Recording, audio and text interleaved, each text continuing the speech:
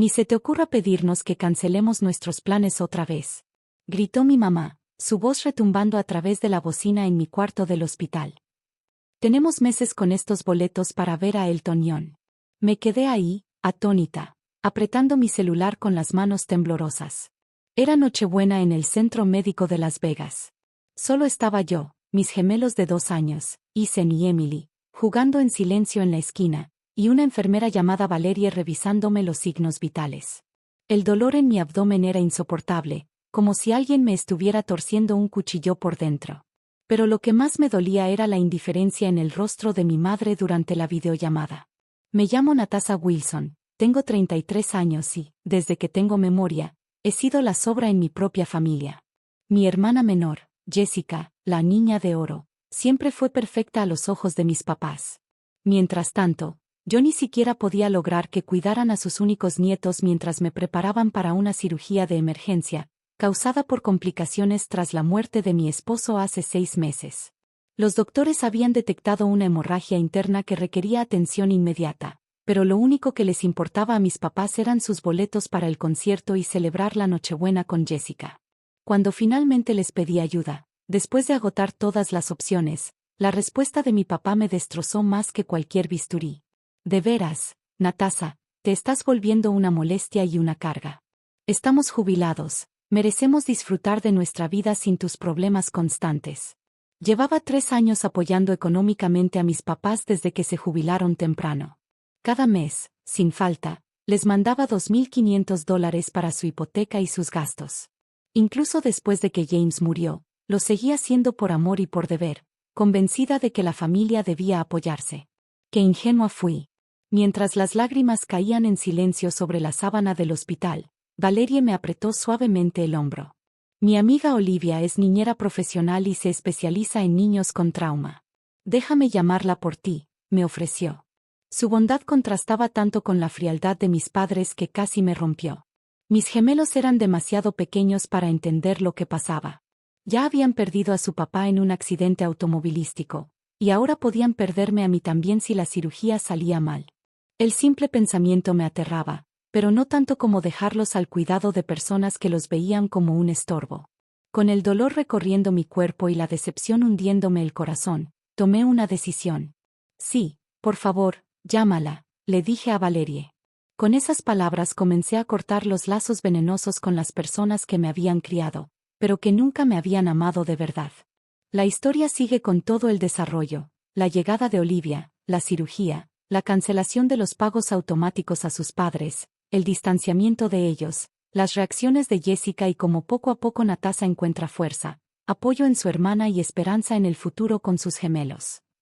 Al poco rato llegaron los golpes en la puerta, justo lo que había estado medio esperando. Por la mirilla vi a mis papás parados en el pasillo. Mi mamá sostenía nerviosa su bolsa de diseñador, mientras mi papá estaba con los brazos cruzados, con esa expresión de impaciencia tan familiar en su rostro. Dudé un momento, el corazón me latía con fuerza, antes de abrir la puerta apenas lo suficiente para poder hablar por la rendija. ¿Qué quieren?, pregunté, con la voz más firme de lo que esperaba.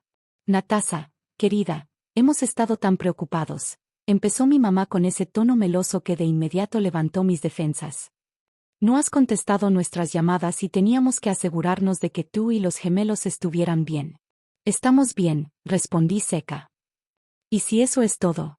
No es todo, interrumpió mi papá, empujando un poco la puerta.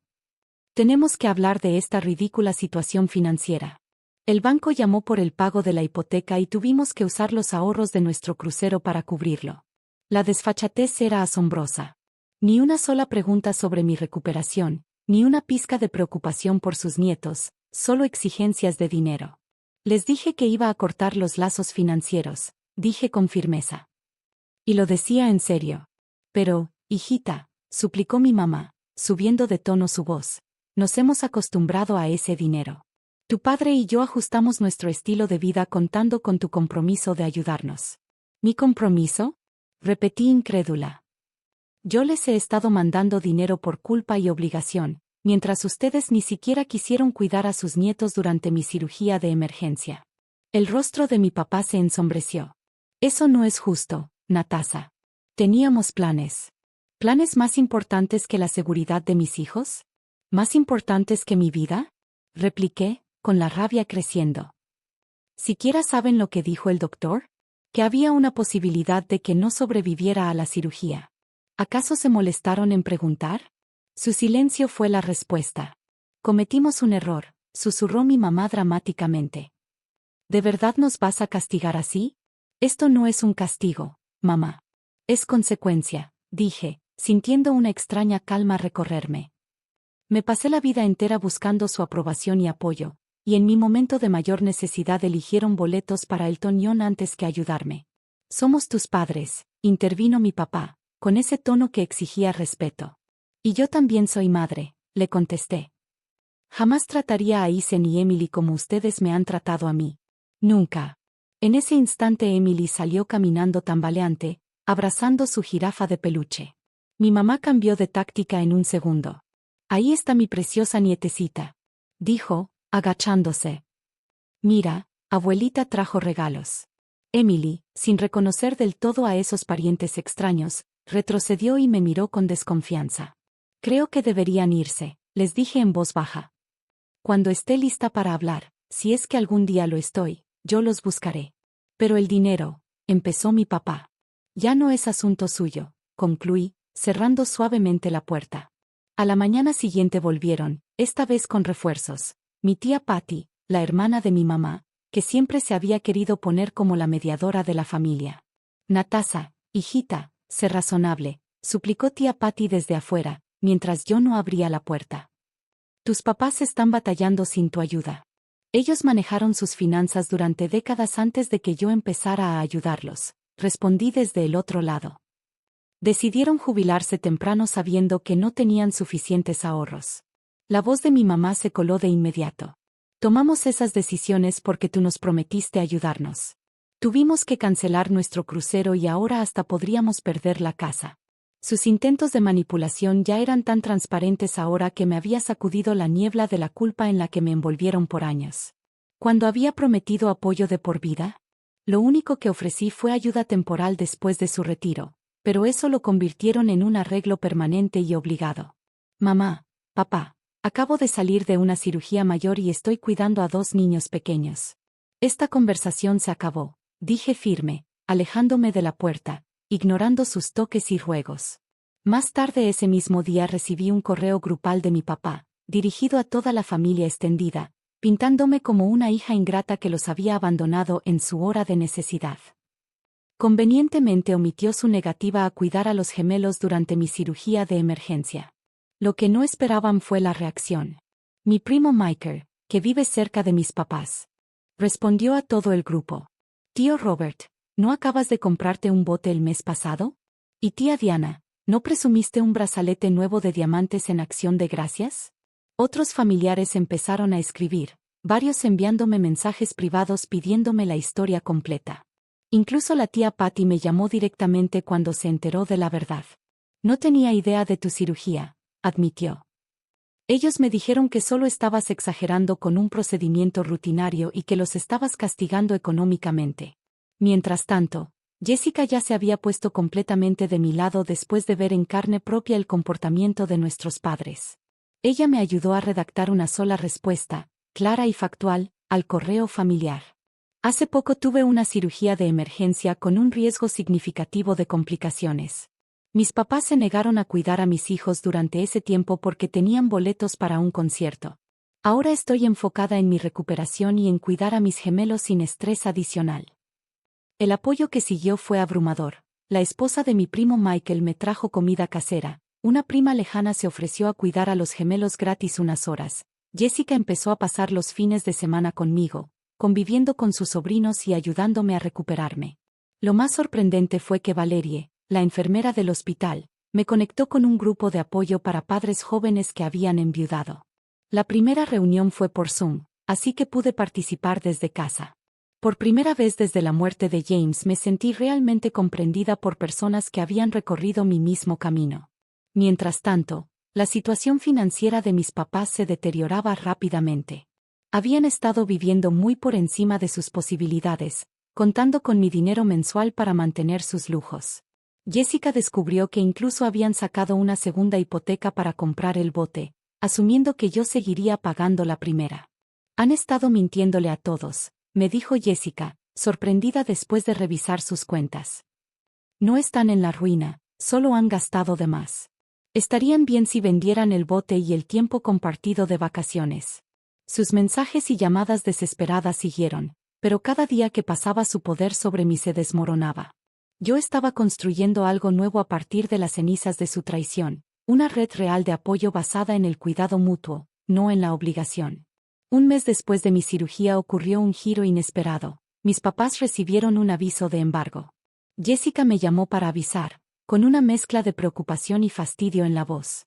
Están en pánico total, me explicó. El banco les dio 60 días para ponerse al corriente o perderán la casa. ¿Y qué pasó con sus fondos de retiro? Pregunté, cargando a Emily mientras Isen dormía la siesta. Casi ya no tienen, suspiró Jessica. Se gastaron una parte en el bote y el resto lo invirtieron en un negocio que recomendó un amigo de golf de papá. Perdieron casi todo.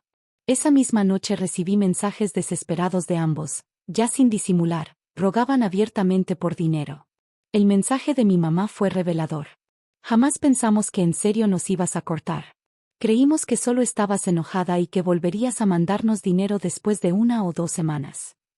Suponer que mis límites no eran reales me encendió la rabia. Tantos años poniendo sus necesidades por encima de las mías, aguantando su maltrato, y nunca me respetaron en absoluto. Mientras tanto, mi vida se estaba transformando de maneras inesperadas. El grupo de apoyo se convirtió en un salvavidas. Ahí conocí a Diana, una agente de bienes raíces que también había enviudado, y me ayudó a explorar opciones que nunca había considerado, como vender mi pequeño departamento y mudarme a una zona más accesible y con mejores opciones de cuidado infantil. También inicié un pequeño negocio aparte diseñando páginas conmemorativas, inspirado en la que hice para James. Por primera vez desde que enviudé, sentí un propósito más allá de sobrevivir. El contraste entre mi crecimiento y el colapso de mis padres se volvió más evidente cuando aparecieron de nuevo en mi departamento, esta vez con una hoja de cálculo detallando sus deudas. Necesitamos $144,000 para ponernos al corriente con la hipoteca y evitar el embargo, explicó mi papá, con un tono desesperado que rara vez había escuchado en él. Los invité a pasar, no por obligación, sino porque tenía curiosidad de escuchar su perspectiva ahora que estaban enfrentando consecuencias reales. ¿Y qué hay de vender el bote? Pregunté, señalando la mesa del comedor para que se sentaran. Perderíamos dinero, protestó mi papá. ¿Y el tiempo compartido? Añadí. Ya intentamos, pero el mercado está malísimo, contestó mi mamá rápido. Además, esos son nuestros lujos de retiro. Casi solté una carcajada ante lo absurdo. ¿Lujo de retiro? Son lujos que no pueden pagar. Podríamos pagarlos con tu ayuda, contraatacó mi papá, con tono endurecido. Es lo mínimo que podrías hacer después de todo lo que hemos hecho por ti. ¿Y exactamente qué han hecho por mí? Pregunté en voz baja. La pregunta quedó flotando en el aire como justo en ese momento los gemelos entraron tambaleándose al cuarto, Isen apretando su camioncito favorito y Emily balbuceando feliz. Las expresiones de mis padres se suavizaron al instante. Ahí están nuestros preciosos bebés, dijo mi mamá extendiendo los brazos hacia Emily, quien de inmediato se escondió detrás de mis piernas. No los conocen, dije simplemente. ¿Qué? ¿Los han visto qué? ¿3 veces en su vida? Ustedes eligieron no involucrarse. Eso no es justo, protestó mi papá. Somos gente ocupada. ¿Demasiado ocupados para ver a sus únicos nietos? ¿Demasiado ocupados para ayudar a su hija en una cirugía de emergencia? Pero no tan ocupados para pedirme dinero, observé. Creo que eso dice todo acerca de sus prioridades. El rostro de mi madre se contrajo, no sabía si por emoción genuina o manipulación calculada. Sin tu ayuda vamos a perderlo todo, susurró. Yo perdí a mi esposo, respondí con voz firme. Mis hijos perdieron a su padre. Sobrevivimos. Ustedes también sobrevivirán.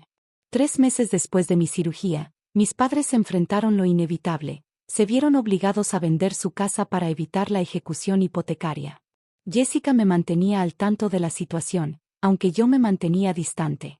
Habían conseguido un departamento modesto, reduciéndose drásticamente de su propiedad frente al lago de 400 metros cuadrados. Mi papá vendió su lancha con pérdidas y finalmente remataron el tiempo compartido por una fracción de lo que habían pagado. En realidad te están culpando de sus problemas financieros frente a todos, me informó Jessica durante una de sus visitas semanales. Es raro verlos. Le dicen a cualquiera que los escuche que los abandonaste después de prometerles apoyo de por vida. Que hablen, respondí, sintiéndome sorprendentemente tranquila. La verdad habla por sí sola. Y así fue. Mi familia extendida, en su mayoría, se puso de mi lado después de enterarse de toda la historia. Incluso la hermana de mi papá, que siempre lo había defendido en las disputas familiares, me llamó para darme su apoyo tras saber que se habían negado a ayudarme en mi cirugía. Mientras tanto, mi situación había mejorado enormemente. Diana, del grupo de apoyo, me ayudó a encontrar y comprar una pequeña casa de 3 recámaras en un vecindario familiar. La hipoteca resultó ser más baja que la renta de mi departamento, y por primera vez los gemelos tenían un patio donde jugar. Mi negocio paralelo diseñando páginas conmemorativas creció lo suficiente para que pudiera reducir clientes de diseño gráfico y enfocarme en trabajo que realmente me llenaba. Olivia todavía me ayudaba con el cuidado de los niños 3 días a la semana, pero ajusté mi horario para pasar más tiempo con Isen y Emily. Lo más importante es que había encontrado comunidad. Los vecinos llevaron cazuelas cuando nos mudamos. El grupo de apoyo organizaba juegos. Jessica se convirtió en una hermana genuina en lugar de una competidora por el cariño de mis padres. E incluso Valerie del hospital pasaba de vez en cuando con sus hijos. Había perdido a mi esposo y cortado lazos con mis padres, pero de alguna manera me sentía menos sola que nunca. 6 meses después de mi cirugía recibí una carta escrita a mano por mi madre. Estuve a punto de tirarla sin abrir, pero la curiosidad ganó. Dentro encontré algo que nunca había visto, una disculpa sincera. He tenido tiempo de reflexionar sobre mi comportamiento, escribió. Verte construir una vida sin nuestra ayuda me obligó a enfrentar verdades dolorosas sobre mí misma como madre. Sentía celos de tu independencia, de tu resiliencia. Me molestaba que parecieras no necesitarme como yo necesité a mi madre. Pero ahora veo que sí me necesitabas, solo que no de la forma en la que yo quería. Cuando nos pediste cuidar a los gemelos durante tu cirugía estabas pidiendo ayuda y te fallamos por completo. Lo siento de verdad. La carta continuaba explicando cómo habían reestructurado sus finanzas. Mi papá tomó un empleo de medio tiempo en una ferretería local, vendieron la mayoría de sus lujos y vivían modestamente por primera vez en décadas. No pedía dinero ni siquiera perdón, solo que reconociera su disculpa. Se la mostré a Jessica, que estaba escéptica. Han estado hablando de escribirte desde hace semanas. Papá estaba en contra al principio, pero creo que ya empieza a ver las cosas de otro modo, sobre todo después del susto que tuvo con el corazón el mes pasado. ¿Susto con el corazón? Pregunté, preocupada a pesar de mí misma. Solo presión alta y dolores en el pecho, pero se asustó.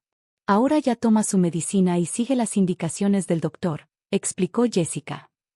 Creo que enfrentar su mortalidad lo ha hecho más humilde. No estaba lista para responder de inmediato. Necesitaba tiempo para procesar. ¿Era un arrepentimiento real o solo otra táctica? ¿De verdad habían cambiado o simplemente se estaban adaptando? Esa noche vi fotos familiares por primera vez desde que rompí con ellos. Detrás de las sonrisas noté patrones que antes no veía. Mis papás siempre habían sido actores, interpretando el papel de padres perfectos mientras ponían primero sus propios intereses. Un año después de mi cirugía finalmente acepté verlos en un café tranquilo cerca de mi nueva casa. Cuando llegaron casi no los reconocí. Mi papá parecía más pequeño, con una postura humilde en lugar de confiada. Mi mamá ya no vestía ropa de diseñador sino prendas sencillas y prácticas. Los gemelos estaban con Jessica esa tarde, aún no estaba lista para una reunión familiar completa. Nos quedamos en un silencio incómodo hasta que mi papá hizo algo inédito, lloró. He sido un pésimo padre, admitió con la voz quebrada, y un abuelo aún peor. No espero tu perdón, pero quiero que sepas que ya lo veo, lo egoístas que hemos sido. Mi mamá extendió la mano, sin llegar a tocar la mía, pero acercándola. Llevamos meses en terapia familiar, explicó. Fue idea de Jessica, al principio nos resistimos, pero ha sido transformador. No corrí a perdonarlos ni hice promesas que no pudiera cumplir. En cambio, Les mostré fotos de los gemelos y les conté de nuestra nueva vida. Escucharon sin interrumpir, sin hacerlo girar hacia ellos mismos, tal vez por primera vez en la vida. Al despedirnos, mi papá preguntó en voz baja: ¿sería posible algún día conocer a nuestros nietos? Lo pensé con cuidado antes de contestar. Eso depende de sus acciones, no de sus palabras. Si realmente están comprometidos a cambiar, podemos empezar con visitas cortas y supervisadas. Pero entiendan algo, mis hijos solo tendrán relación con personas que respeten a su madre. Al salir de esa reunión no sentí ni el peso asfixiante de la obligación ni el rencor ardiente que había definido nuestra relación por años. Sentí algo nuevo, la calma de una mujer que conocía su valor, que había puesto límites y estaba lista para hacerlos respetar sin disculpas.